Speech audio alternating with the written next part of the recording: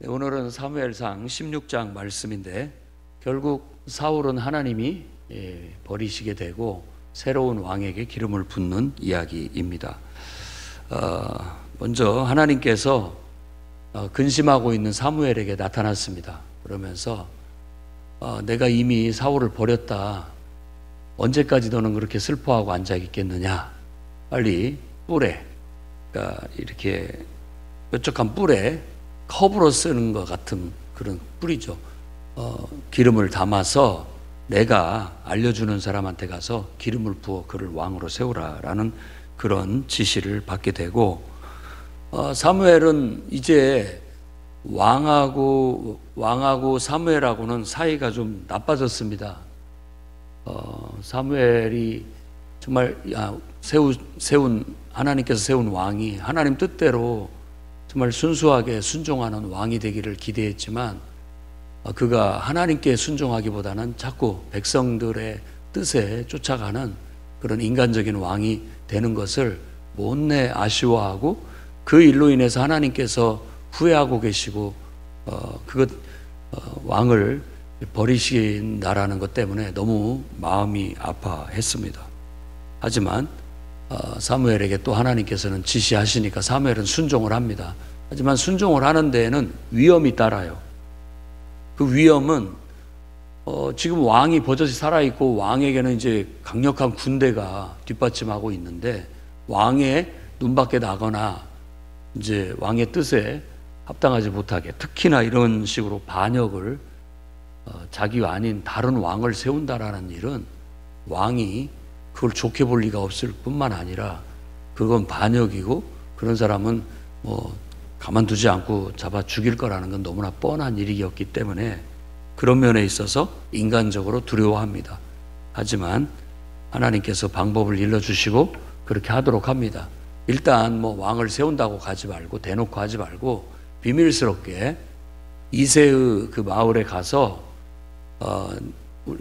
송아지 한 마리를 끌고 가서 함께 예배드리러 왔다 이렇게 가서 말을 하고 이새의 집안을 불러서 자연스럽게 그 아들들을 보고 그 중에서 내가 지시한 자에게 기름을 부으라라고 그렇게 지시를 하게 되었던 것입니다. 일단 이 대목에서 우리가 생각해 봐야 할 것은 한번 세워진 일꾼들, 한번 세워진 직분자들은 쉽게 무시할 수가 없습니다. 하나님 뜻대로 하지를 않고 인간적으로 가더라도 한번 세워진 그런 직분자들을 쉽게 내릴 수도 없고 어떻게 할 수가 없습니다.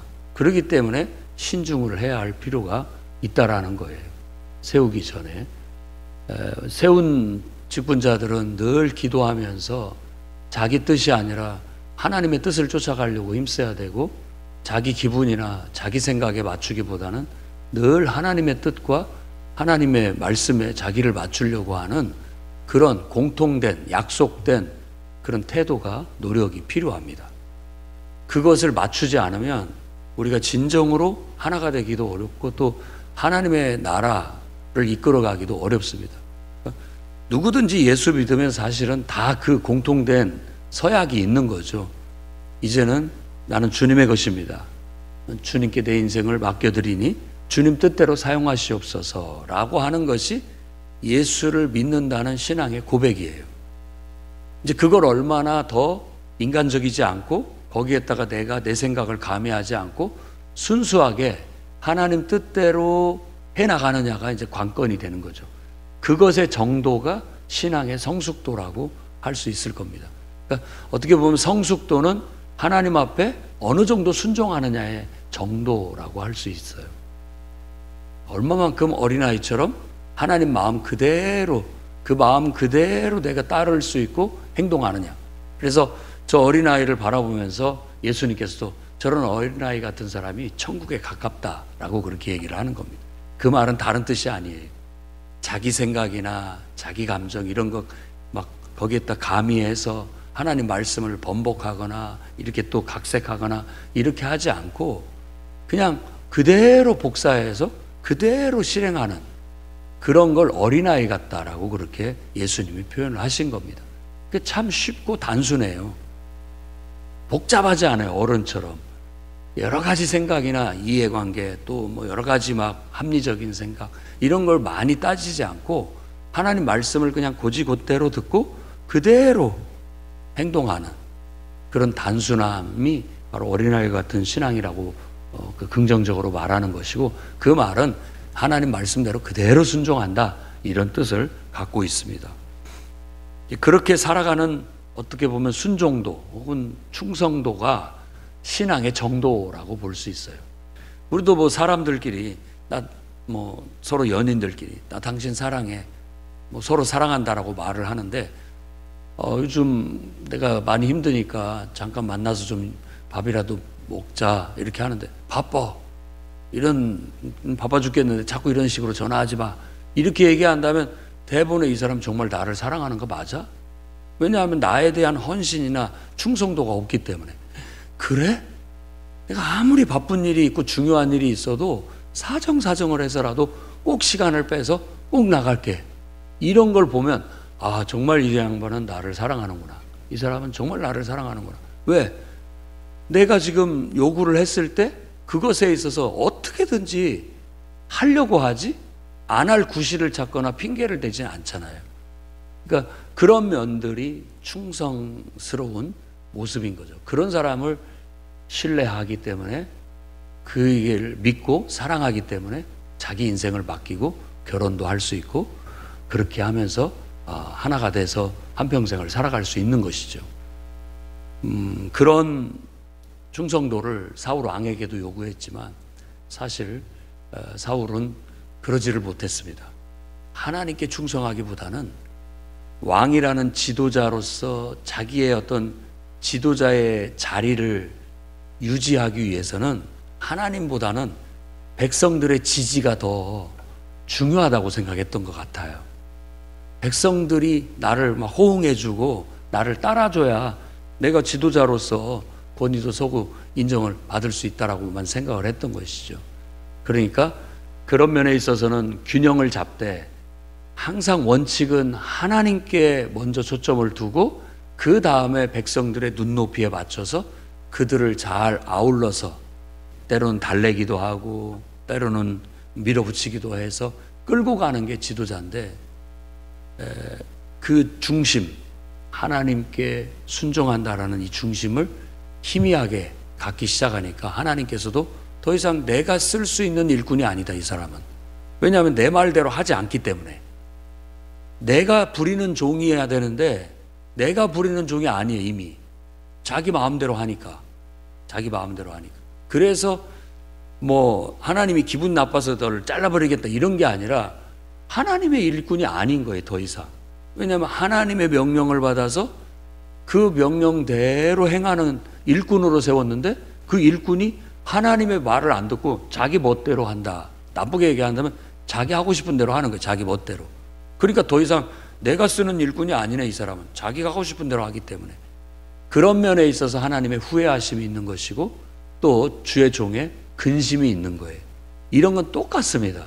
똑같아요. 오늘날도 교회 안에서 담임 목회자가 자기가 해야 할 일이지만 내가 해야 할 사역이지만 내가 다 혼자서 할 수 없기 때문에 그 일들을 위임을 해주는 거예요. 이렇게 집사님이 이런 일을 좀 맡아서 해주십시오. 권사님이 이런 일을 맡아서 해주시고 장로님이 좀 이런 일을 맡아서 해주십시오. 그 말은 내가 해야 되는데 내가 못하니까 내 마음과 똑같은 마음을 가지고 그 일을 해달라고 이렇게 그 일을 위임하고 맡긴 겁니다. 그러면 맡긴 사람의 의중과 뜻을 받들어서 목사님이 이런 마음으로 나한테 이런 일을 맡겼으니까 내가 목사님을 대신해서 이 일을 해야 되겠다. 이런 마음을 같이하여 충성을 하면 그 사람은 정말로 담임 목회자가 세워서 하나님의 뜻대로 순종하는 일꾼이 되는 거고, 어떤 일을 맡겼을 때 목사님의 의중이나 뜻은 이렇게 하는데 그건 상관이 없어. 그걸 무시하고 그냥 자기가 하고 싶은 대로 하는 거예요. 그랬을 때는 그건 온전한 순종이라고 보기가 어려운 겁니다. 그래서 사울 왕의 이야기는 이런 다양한 리더십의 문제를 잘 다루고 있는 이야기예요.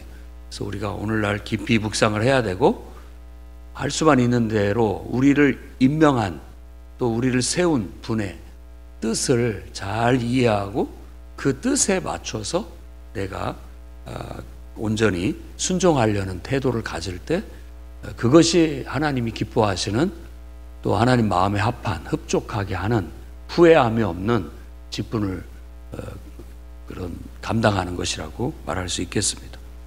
어찌됐든 사울은 결국은 하나님 마음에서 제외됐어요. 왜냐하면 더 이상 하나님에 의해서도 아니고 하나님이 명령을 받들지도 않기 때문에 그는 그냥 세상 왕이 돼버린 겁니다. 그러니까 이제 하나님은 내가 내 뜻을 받들어서 다스릴 왕을 나를 위해서 일할 일꾼을 다시 세우겠다 해서 사무엘에게 목숨을 걸고 새로운 왕을 기름 부어 세우라고 보냄을 받게 된 겁니다. 그래서 송아지를 끌고 순종하는 마음으로 갔어요. 그래서 이새의 마을에 당도를 했더니 그 마을의 장로들이 깜짝 놀라는 거예요. 왜냐하면 이 사무엘 선지자가 왔다라는 것에 있어서 이 정세를 분별을 하는 사람은 이 사무엘이 온 것 자체가 잘못하면은 내가 왕한테 미움을 받고 죽임을 당할 수도 있는 거죠. 그러니까 한번 생각해 보세요. 반란을 획책하는 어떤 사람이 와서 우리 집을 방문했다고 하면 나도 똑같은 사람으로 취급을 당할 수 있는 거잖아요. 그런 위험을 감지를 했던 것으로도 볼 수 있습니다. 그러니까 사무엘이 안심을 시키기 위해서 아니다, 나는 순수하게 너희와 함께 예배드리러 왔다. 내가 이 사무엘은 또 제사장이기도 하면서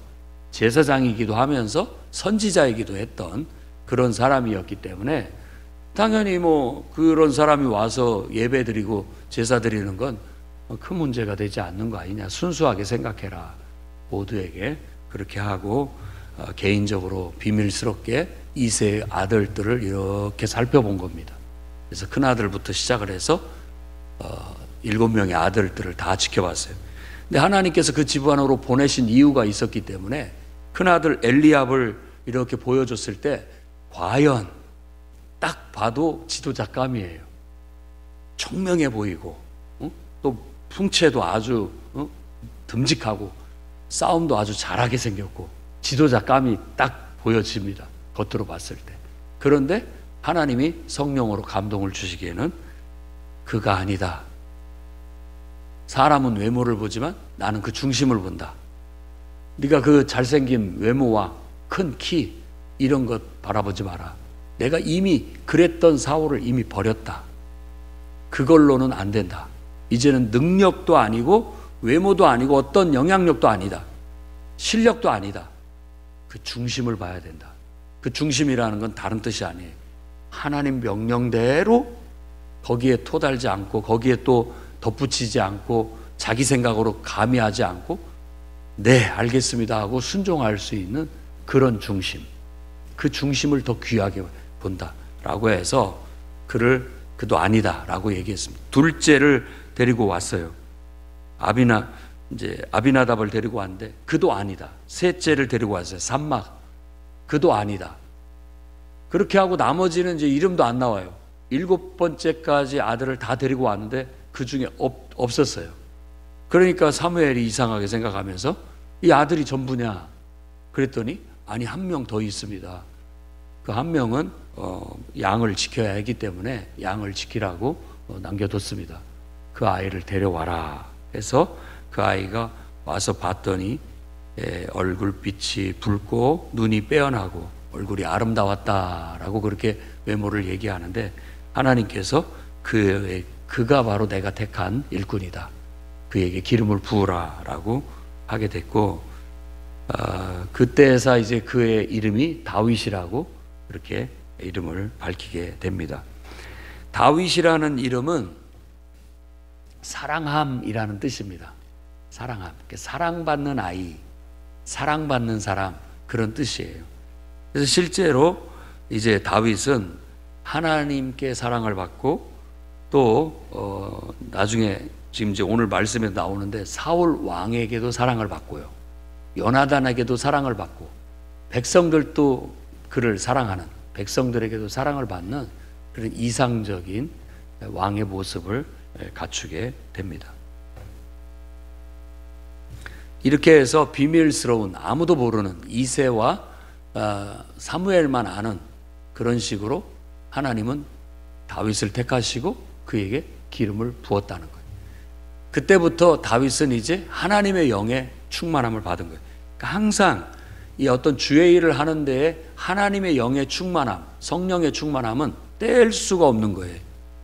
우리가 하나님을 섬기는데 하나님께 어떻게 소통하느냐? 성령으로. 하나님의 힘으로 주의 일을 하는데 성령의 능력으로. 그렇기 때문에 성령의 감화 감동이 없고 성령의 임재가 없으면 주의 일을 제대로 할 수 없다는 건 그건 자명한 사실입니다. 우리 이성만으로는 주의 일을 되지 않아요. 왜냐하면 우리 이성이 하나님의 그 성령의 뜻을 다 쫓아가지 못해요. 우리 이성의 그릇이 이렇게 조그만한 잔이라면 하나님의 뜻은 그보다 훨씬 더 크기 때문에 그 잔에다가 하나님의 뜻을 다 담아내지 못해요.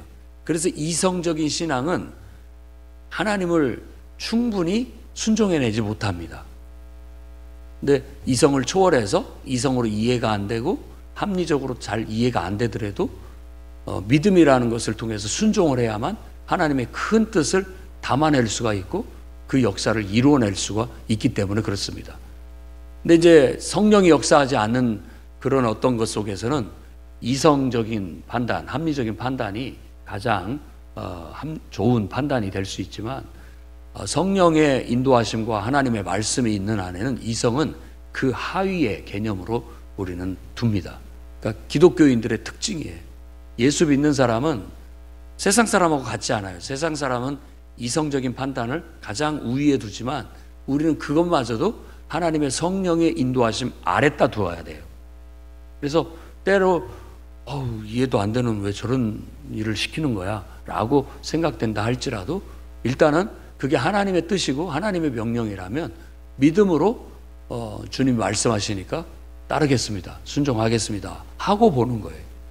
그래야 우리 이성을 초월한 하나님의 역사를 경험하게 되는 거예요.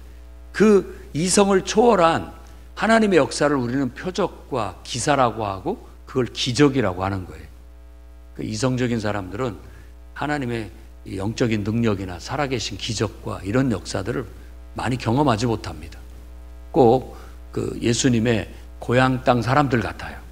어려서부터 내가 봤고 저런 애가 어려서부터 내가 켜울리게 때부터 봤는데 그런 애가 무슨 하나님의 일을 한다고? 이렇게밖에 안 보이는 거예요. 이성이라는 것. 그런데 그 속에 하나님의 성령이 임하고 성령의 능력이 나타나면 어떻게 보면 제한 없는, 불가능이 없는, 무한한 가능성이 있는 하나님의 역사와 능력을 경험할 수 있게 되는 것이죠. 그래서 다윗은 이때부터 하나님의 영에 크게 감동하게 됐고 그때를 기점으로 해서 이제 사울 왕에게는 하나님의 영이 사라졌어요. 왜냐하면 하나님이 쓰시기 위해서는 하나님이 그 사람에게 임재하셔서 그에게 하나님 뜻을 계시하시고 감동해서 일하게 하시는데 그가 자꾸 하나님의 감동을 무시하고 하나님 말씀을 무시하니까 그냥 이성적인 인간적인 왕이 돼버린 거예요. 특히 사울 왕이 악령, 이 거룩한 영이 우리를 떠나게 되면 다른 영이 들어옵니다. 다른 영이. 그러니까 세상 사람들이 하나님을 안 믿는다라고 말하면 하나님이 아니라 다른 영이 그 사람을 지배해요. 그걸 자기들은 부정을 하지만 우리 눈에는 보입니다. 영적인 눈으로 보면 저 사람에겐 다른 영이 그를 지배하고 있구나. 그래서 그걸 대표적으로 그냥 마귀, 사탄이라고 그렇게 얘기를 합니다. 그러면 그런 어떤 사탄의 역사 속에서 살고 있으면서 사탄의 지배를 받고 있으면서 자기는 전혀 그렇지 않다라고 얘기해요. 자기는 철저히 이성적이고 자기는 정말 합리적이다라고 얘기하지만 그 이성을 한번 잘 분석을 해보세요. 얼마나 이성적인지. 아주 어리석습니다. 이성적이라고 하면서 이성적이지 않은 일들을 많이 행합니다. 말뿐이에요, 말뿐. 자기가 정의롭다고 하지만 정의롭다는 말 뒤에는 정의롭지 못한 일들을 수도 없이 하고 살아갑니다. 그건 뭐냐면 이 타락한 본성이 있기 때문에 우리 이성이 그 타락한 본성을 이겨내지 못합니다. 이겨내지 못해요. 큰 소리 치는 사람일수록 더 이겨내지 못합니다. 장담하는 사람일수록 더 이겨내지 못하는 거예요. 그래서 모두가 다 알고 있어요. 다 자기를 성찰한 사람들은 우리는 너무 어리석고 너무나 연약한 존재라는 걸. 그렇기 때문에 하나님이라는 절대적인 기준, 절대적인 가치, 정말 우리를 창조하신 하나님을 의지하지 않고는 인간의 이성은 바르게 작동할 수도 없고 우리의 본성도 의롭게 쓰여질 수가 없다라는 걸 이미 알고 있고 판명이 난 바예요. 판명이 난 바예요. 그렇기 때문에 하나님을 의지하지 않으면 다른 영에 의해서 우리는 쓰여지고 만다. 이렇게만 아시면 됩니다. 내가 어떤 든든한 기준을 딱 붙잡고 있어야 강한 바람이 불 때 내가 흔들리지 않는 거예요. 나는 절대 흔들리지 않을 거야 라고 하면서 그 강한 태풍 앞에 그냥 무방비로 노출되어 있으면 당연히 바람에 밀려가죠. 휩쓸려 가고. 물에도 마찬가지입니다. 나는 아무리 큰 파도가 밀려와도 내가 다 이겨낼 거야. 불가항력적입니다. 불가항력적이에요. 뭔가를 지탱하고 있고 뭔가의 보호를 받지 않으면 이겨내지 못합니다. 그게 인간의 연약함인 것이죠. 그러면서 그러니까 스스로 자만하고 있는 거예요. 스스로를 자만하는 겁니다. 정말로 깨달은 사람들은 나는 너무나 어리석고 연약하기에 하나님의 도움이 없이는 온전할 수 없습니다. 그러니까 하나님의 영에 의존을 하고 하나님의 영의 인도하심에 절대적 기준과 가치를 두고 행하는 것이 인간으로서 가장 올바른 길이에요. 가장 이성을 올바르게 쓰는 방법이고 그 이성으로 비합리적이라고 할지라도 오히려 그것이 더 합리적이라는 걸 나중에 알게 됩니다. 그러니까 어떻게 우리가 살아가야 되는지를 다시 한번 명확하게 할 수 있기를 바랍니다.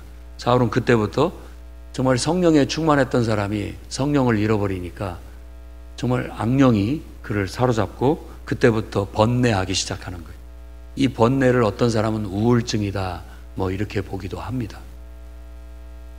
그러니까 보통 인기를 먹고 사는 사람들이 가지고 있는 고통, 인기를 먹고 사는 사람들이 막 참 좋아해주고 막 많은 사람들이 그 사람을 이렇게 치하하고 했을 때는 이렇게 올라가는데 그랬던 사람이 어느 날 와가지고 삿대질하면서 너 그럴 줄 몰랐다 욕하고 다시는 너 안 보겠다 이렇게 하면은 완전히 밑바닥에 떨어지는 거잖아요.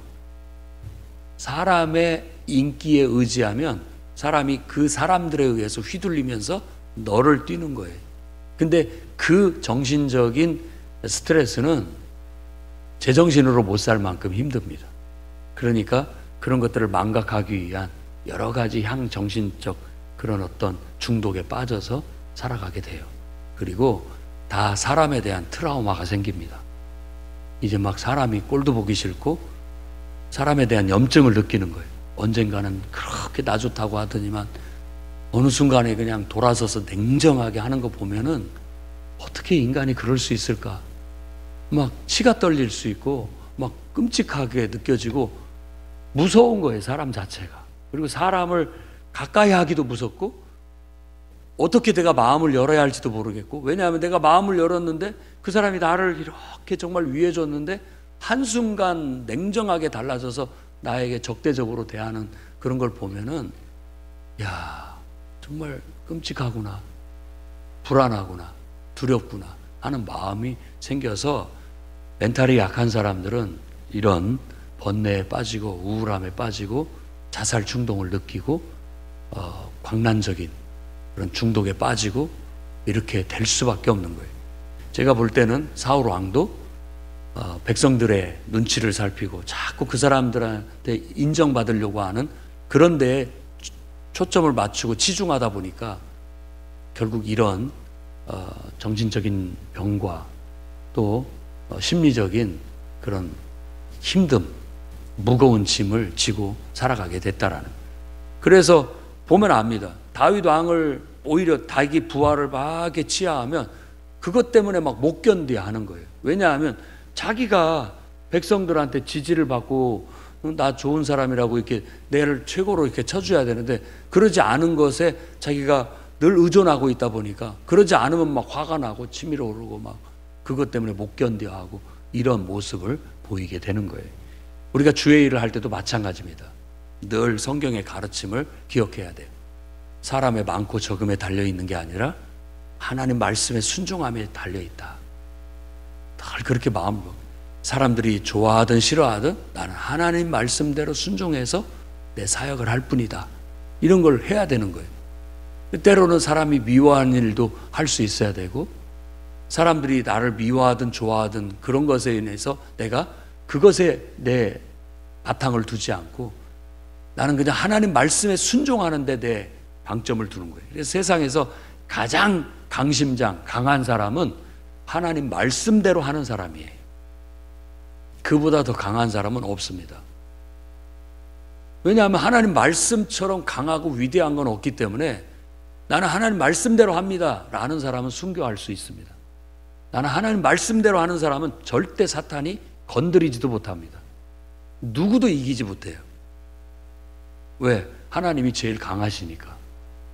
여러분들도 그런 주의 일꾼이 되십시오. 여러분 마음대로 내 하고 싶은 대로 하는 일꾼이 아니라 하나님 뜻에 순종하는 일꾼. 그래야 여러분 기쁨을 잃지 않고 평안을 잃지 않고 담대함을 잃지 않습니다.